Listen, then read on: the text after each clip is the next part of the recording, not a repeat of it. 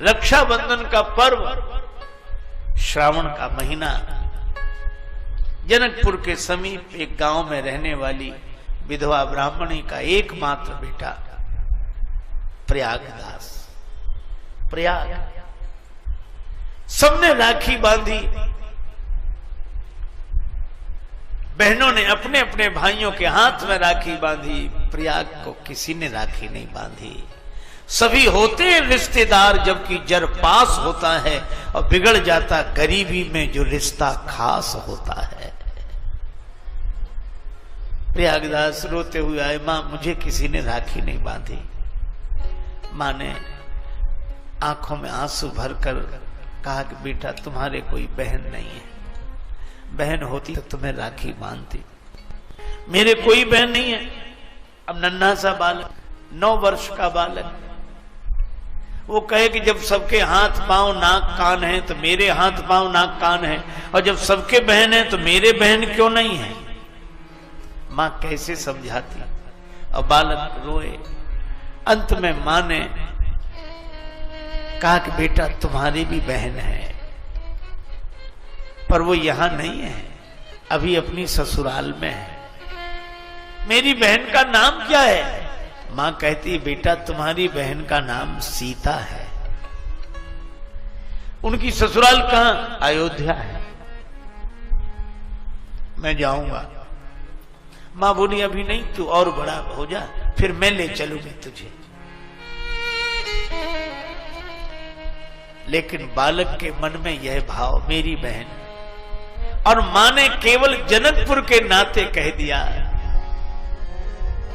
मिथिला के नतवा से बढ़ी गेले शान है। मिथिला के नाते से ये शान बढ़ गई।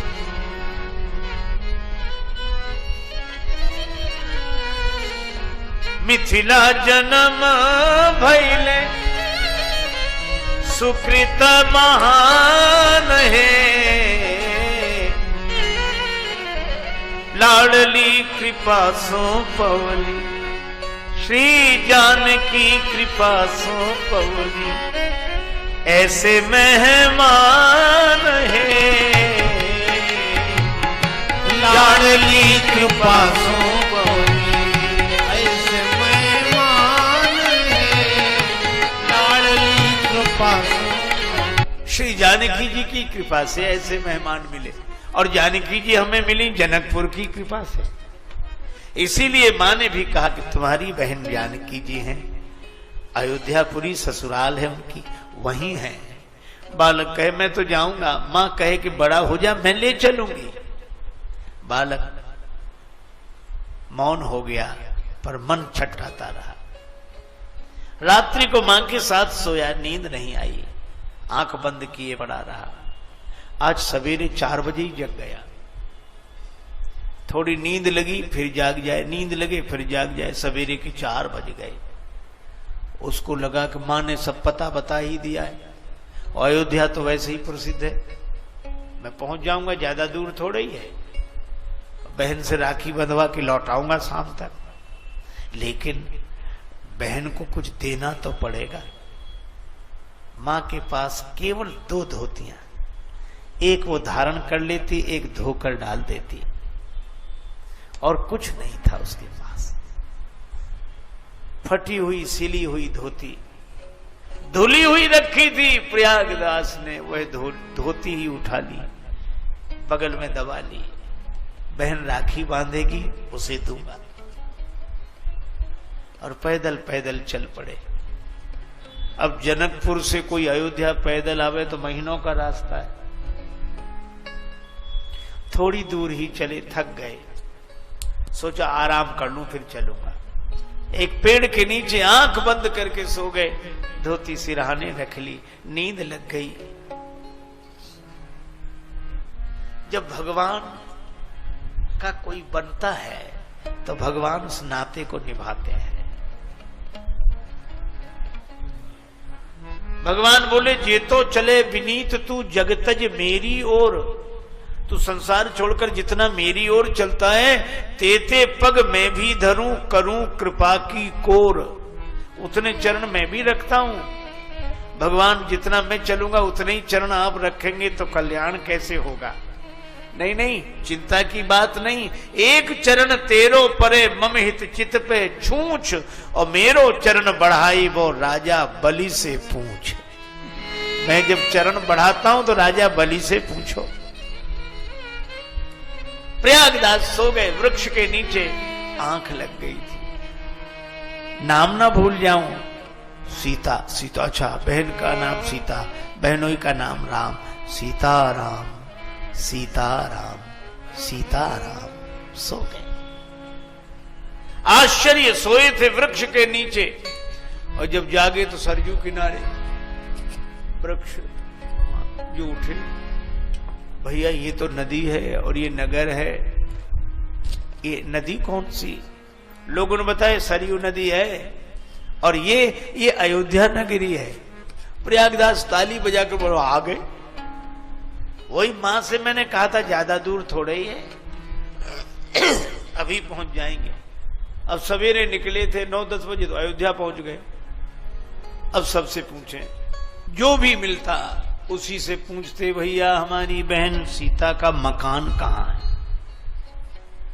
अब साधु संत कहें मकान थोड़ा ही, मंदिर है उनका। और ये कहें मंदिर, अरे वो कोई देवी देवता थोड़ी ही है, हमारी बहन है। राखी बांधने नहीं आई तो हम आ गए, मकान बताओ। महात्मा कहें मकान तो, अरे बहनोई का नाम राम है। हाँ वही तो हम कह रहे हैं, उनका मंदिर है कनक भवन। सीताराम जी का मंदिर, किसी को प्रभु मिलते हैं वन में, किसी को मिलते अपने मन में, और जिसको जहां मिले सो जाने अपने, तो प्रभु कनक भवन में। वो कहे कनक भवन में होंगे तो ठीक लगा, हमारे बहन बहनों ही अलग हैं, उनका मकान है, हमें पता नहीं। कुछ लोग कहते पागल है, पर इन्हीं बिगड़े दिमागों में भरे अमृत के लच्छे हैं। इन्हें पागल ही रहने दो, ये पागल ही अच्छे हैं। किसी ने कोई पता नहीं दिया। अब तो ये सोचने लगे, मां ने इसीलिए मना किया था तो मत जाओ, इसीलिए मना किया था। बताओ, वो ऐसे राजा हैं, उनके डर से सब ऐसे ही घूमते हैं। अब संत तो त्यागी, कपड़े भी नहीं पहनते, चुपचाप रहते हैं, थोड़ा बोलते हैं। मैं मकान पूछता हूं, मंदिर बताते हैं। शाम हो गई, पूछते पूछते भूख भी लग रही थी। चलो लौट जाएंगे, सवेरा होते ही लौट जाएंगे। वशिष्ठ कुंड के पास एक नीम वृक्ष के नीचे आंख बंद हुई, सो गए। अर्धरात्रि के समय में अचानक प्रकाश हुआ, आंख चौंधिया गई।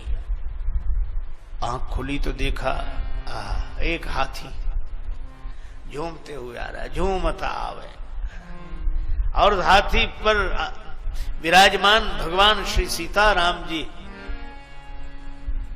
श्री सीताराम, और उस हनुमान जी के महावत, उस हाथी के महावत श्री हनुमान जी। सेवक पीछे पीछे आ रहे हैं। इसने जो दृश्य देखा तो चौंका। हाथी को देखकर समझ गया, नाराज हो गए, इसलिए सोचते हैं रात में ही हाथी से कुचलवा दो इसे।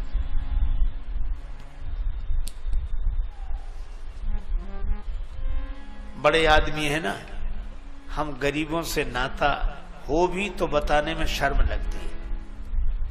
तो ये भी खड़ा हो गया, लेकिन ये क्या, हाथी को बिठाया गया, श्वेत रंग का हाथी। हाथी बैठा, सीढ़ी लगाई गई, और सीढ़ी से भगवान श्री सीताराम जी उतरे। प्रयागदास के पास जाकर खड़े हो गए। इतनी सुंदर दिव्य दंपत्ति का दर्शन की झांकी देखकर आनंद मग्न हो गया। राम जी ने मुस्कुराकर कहा, भैया प्रयागदास। प्रयागदास चौंके, ये तो हमारा नाम भी जानते हैं। श्री सिया जी की ओर देखकर कहा, ये तुम्हारी बहन है। प्रयागदास ने हाथ जोड़े लेकिन कहा, ये मुझे लगता नहीं है कि मेरी बहन है। क्या तुम अपनी बहन से पहले भी कभी मिले हो? नहीं, मिल तो पहली बार ही रहे। फिर कैसे कहते हो ये तुम्हारी बहन नहीं है? राम ने कहा, बहन सीता तुम्हारी यह। बाल ने कहा कि समझ में ना आता है। क्यों? जब भाई को बहन मिलती है, विरह व्यथा से चरणों में लोट लोट कर रोती है बहन जब भाई मिल जाता है। भाई को देखकर बहन छाती से लिपट कर रोने लगती है। अगर ये मेरी बहन होती तो ऐसे खड़ी रहती? सीता माता के आंसू भर आए। भूल गई मैया पर भैया हमें भूले नहीं, भैरव सिया के उर्भाव भर आता है। रोने लगी सीता आंसुओं से पग धोने लगी, भाई भगनी का भगवान धन्य नाता है। श्री सीता जी ने राखी बांधी प्रयागदास के हाथ में। प्रयागदास का सिर झुक गया, आंसू बरसने लगे। धोती जो धुली हुई फटी सिली हुई साथ लाए थे, सिर झुकाकर वो धोती ही ऊपर कर दी। बहन, यह तुम्हारे लिए।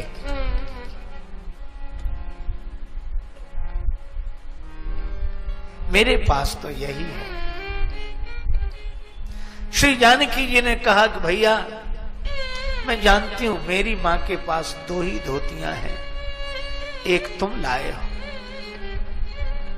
वो एक धोती पहने रह गई, ये वापिस ले जाओ और मां से कहना कि उनके आशीर्वाद से मैं बहुत सुख में हूं, वो मेरी चिंता न करें।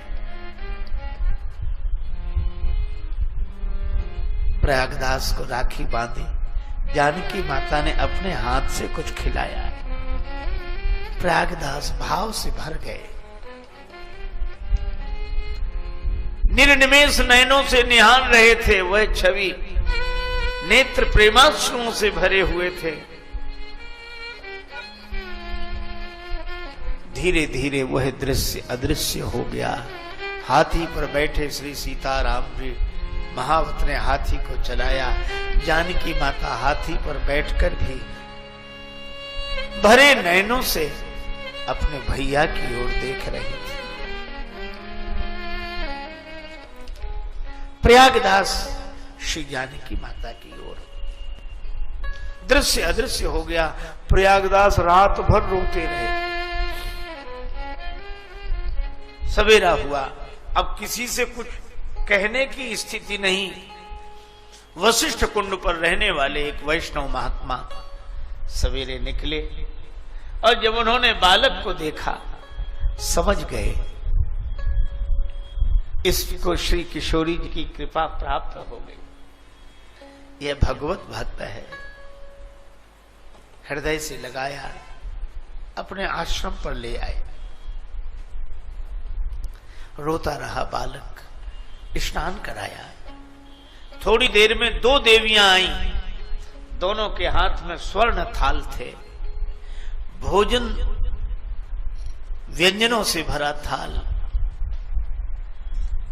उन दोनों देवियों ने कहा कि हमारे यहां श्री सत्यनारायण भगवान की कथा थी, ये प्रसाद आपको भेजा है, हम बाद में थाल ले जाएंगे, आप भोजन करो। दोनों ने प्रसाद पाया।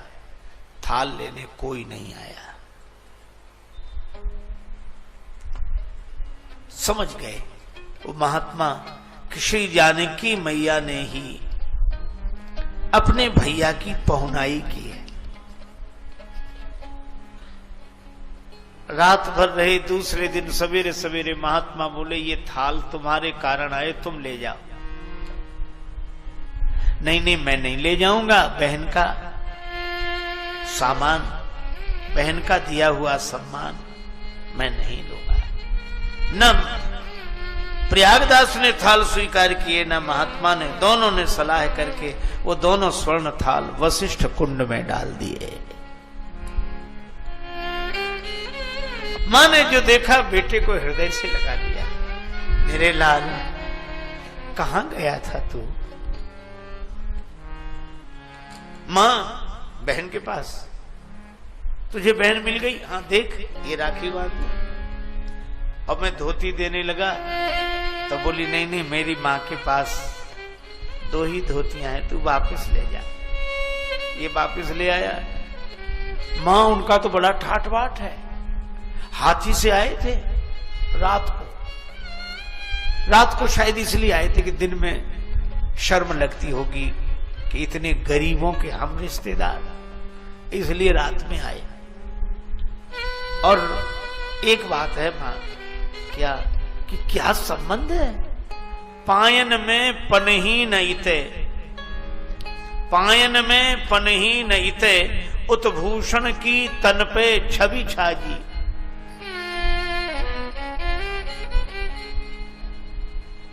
पायन में पनही न इते, उत्भूषण की तन पे छवि छाजी।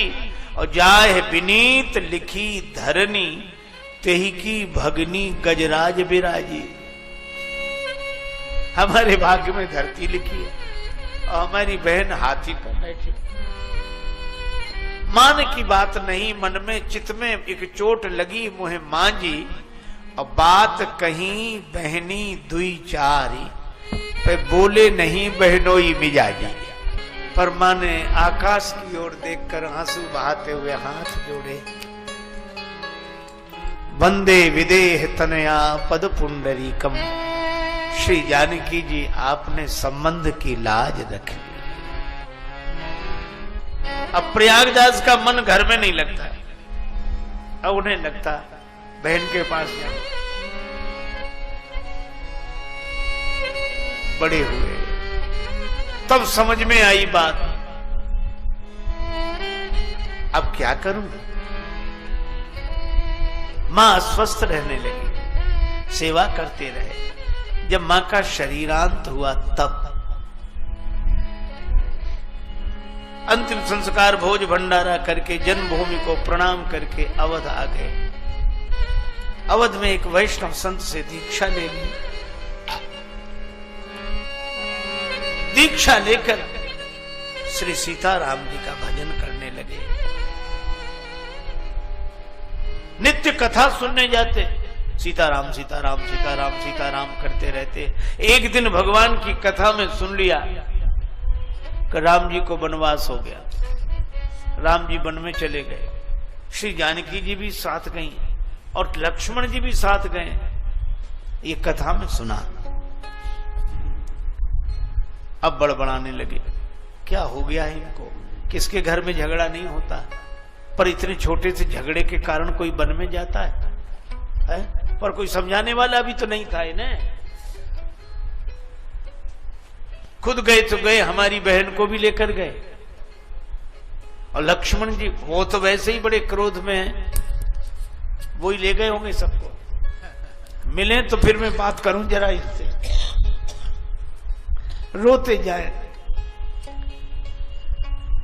व्यास जी से पूछा, वन में गए? हाँ गए हैं ना। तो कहां होंगे इस समय? यही अंतर है, हम लोग कथा को जानते हैं पर भक्त लोग कथा को जीते हैं। कहां होंगे इस समय? व्यास जी ने सोचा ये बड़ी कठिनाई, पर उन्होंने कह दिया चित्रकूट में। अच्छा चित्रकूट में, तब ठीक। जब किसी से कुछ नहीं मांगा अब मांगने लगे, जो भी मिलता भैया कुछ दे दे।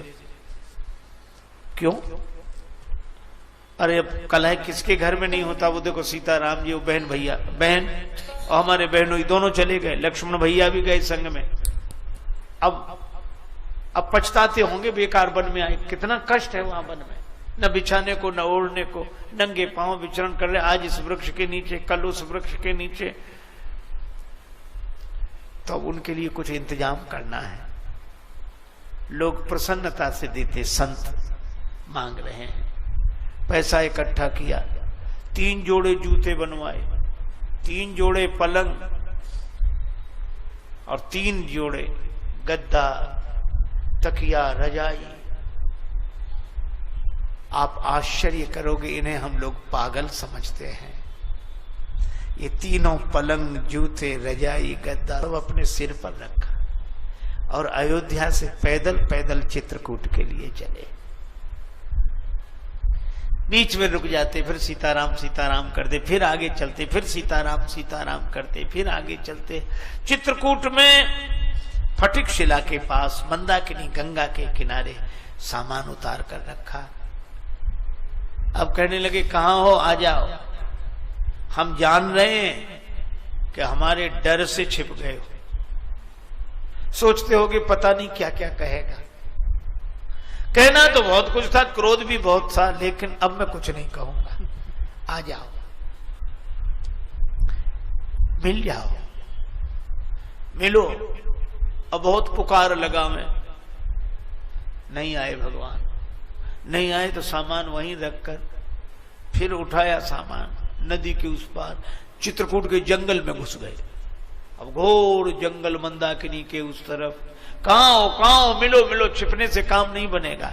और जब उस जंगल में घुसे तो भगवान श्री सीताराम लक्ष्मण जी के साथ प्रकट हो गए। प्रकट हो गए तो चरणों में गिर गए, रोने लगे। आप भी किसके घर झगड़ा नहीं होता, ऐसे बढ़िया महल छोड़कर जंगल में चले आए। ये देखो कितना कष्ट है आप, बहुत। हम आपके लिए पलंग लाए हैं, एक एक पलंग ले लो। ये जूते लाए हैं, ये कपड़े लाए हैं।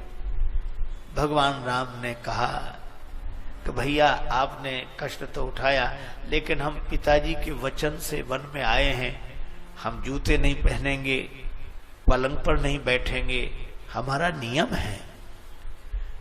तो उलाहना देते हुए बोले, पलंग पे न बैठेंगे न पहनेंगे जूते, बड़े व्रतधारी के बेटा बने हैं। ये कोई बात हुई?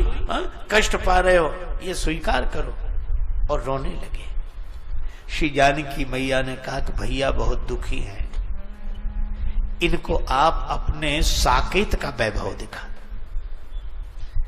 तो वही ऐसा चमत्कार हुआ कि बड़ा दिव्य सिंहासन श्री सीताराम जी विराजमान, यहां से वहां तक सेवक सेवकनी और आरती करने वाले, पूजा करने वाले, चमर डुलाने वाले, स्तुति करने वाले। और जो यह दृश्य देखा सो हाथ जोड़ के बोले कि तुम तो बड़े ठाठ से रहते हो, इतना सुख तो कहीं किसी को नहीं है। अच्छा एक बात बताओ, इतने सुख से रहते हो तो ये दुनिया वालों को पागल काहे को बना रखा है? और वो पागल है तो एक हम जिंदगी में कभी मांगा नहीं, मांगते फिरे, तुम्हारे लिए सामान ले आए। भगवान फिर उसी रूप में आ गए। प्रयागदास बोले इस सामान का हो क्या? भगवान बोले इस सामान का आप उपयोग करो। भगवान को, श्री सीताराम जी को, लक्ष्मण जी को प्रणाम करके लौटे। एक पलंग रख लिया, जूते पहन लिए, पलंग उस पे गद्दा तकिया, पैदल पैदल चले। चित्रकूट से आ गए प्रयाग। प्रयाग में लगा था माघ मेला, मेले में नहीं गए। मेले के बाहर ही नीम का एक वृक्ष था और नीम के वृक्ष के नीचे अपनी चारपाई बिछाई, गद्दा तकिया लगाया, आराम से सो गए। मिट्टी का एक पात्र था, उसमें जल भरा, उसको करवा बोलते, वो रख लिया। किसी ने कहा कि महाराज मेले में नहीं गए? तो कहने लगे मतवादी हैं वहां इकट्ठे, मतवादी हैं वहां इकट्ठे, हम जाके करें क्या मेलों में? और प्रागदास श्री राम को लेकर पड़े रहेंगे ढेलों में। हम तो सीताराम जी का अलावा किसी को नहीं जानते, कुछ हम जानते नहीं, कुछ आता नहीं, बलराम जी सीताराम। किसी ने कहा कि ढेलों की बात कर रहे हो, पलंग पर सो रहे हो, ये गद्दा तकिया लगाए और ये जूते, ये महात्माओं के रहने का ढंग है? साधु ऐसे रहते तुम्हारी तरह, गद्दा तकिया लगाकर पलंग पर और जूते पहनकर चलें और ये रजाई ओढ़े, इतना ठाठ बाट? तब प्रयागदास बोले चुप रहो, हम कोई साधु थोड़े ही हैं अच्छा फिर क्या हो? तो कहने लगे नीम के नीचे खाट बिछी है, नीम के नीचे खाट बिछी है और खाट के नीचे करवा, मिट्टी का जल भरा पात्र, नीम के नीचे खाट बिछी है, खाट के नीचे करवा और प्रागदास अलमस्ता सोवे राम लला को सरवा। हम तो राम जी के साले हैं, ये छोटे मोटे जागीरदार के साले ऐसे ठाठ से रहते हैं ताकि पता लगे कि उनके साले हैं। हम तो महाराजाधिराज त्रिभुवनपति राम जी के साले हैं, तब क्यों नहीं ठाठ से रहेंगे। यह है भाव, यह है भगवान को मान लेना। तो प्रयागदास को भी चित्रकूट में मिले, कोलभीलों को भी चित्रकूट में मिले, और चित्रकूट में संत आए उनको भी दर्शन भगवान ने दिया, देवताओं को दर्शन दिया। और बल्कि मुझे तो यह लगता है कि बाद में अयोध्या जनकपुर का समाज भी चित्रकूट में आ गया।